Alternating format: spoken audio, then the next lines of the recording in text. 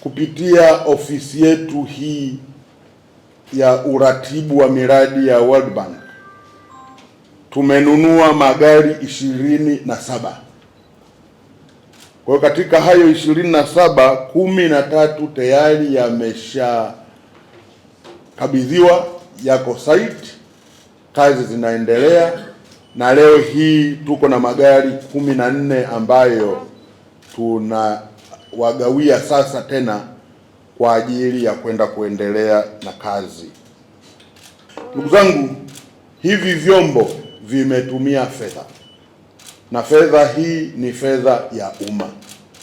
Maelekezo yangu kwenu mameneja ambao tuko nanyi leo hapa na wasimamizi wa mradi ambao tuko nanyi leo hapa kwenye hafla hii fupi ni kwamba magari haya yaende yakatunzwe.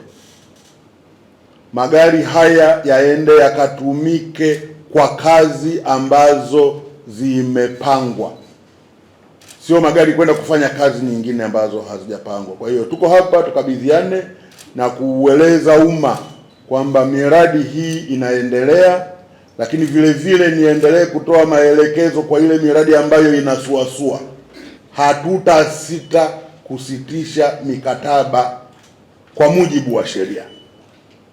Tutaangalia mikataba inasema nini na tutafuata vilivyoko kwenye mikataba hiyo kusitisha mikataba yenyewe.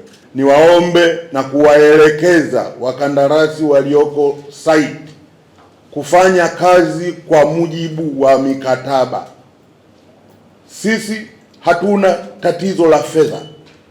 Akirai certificate, mkandarasi analipwa ndani ya siku ambazo ziko kwenye mkataba. Kwa hiyo niendelee kuwaelekeza tuongeze usimamizi, lakini vile vile kwa wale wanaosuasua, fanyeni mpango wa kuona ni namna gani mikataba ile inaweza kusitishwa.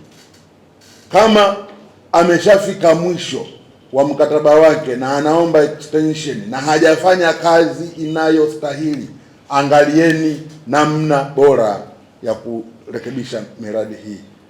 Hali ya yote, tunapenda sana kuishukuru serikali yetu ya Jamhuri ya Muungano wa Tanzania kwa maana ya awamu ya 6 kwa kutukabidhi vitendea kazi kwa maana ya magari kwa ajili ya usimamizi wa karibu wa miradi ya TACTIC kwa upande wa Taiwan, kwa sisi waratibu ambao tunatokea TARURA. Tunashukuru kwa magari haya kwa sababu yatatuwezesha sasa kusimamia miradi kwa karibu, na tukisimamia miradi kwa karibu maana yake tutapata kile tunachokihitaji kwa maana ya thamani ya fedha, na miradi itatekelezwa kwa ubora unaotakikana. Lakini pia tunaahidi kama alivyoagiza Mheshimiwa Waziri kwamba magari haya tutayatunza ili yaweze kutusaidia hata baada ya miradi kuwa imekamilika tuweze kuitumia kwenye shughuli nyingine. Tutayatunza haya magari kama jinsi ambavyo Mheshimiwa Waziri ameyasema.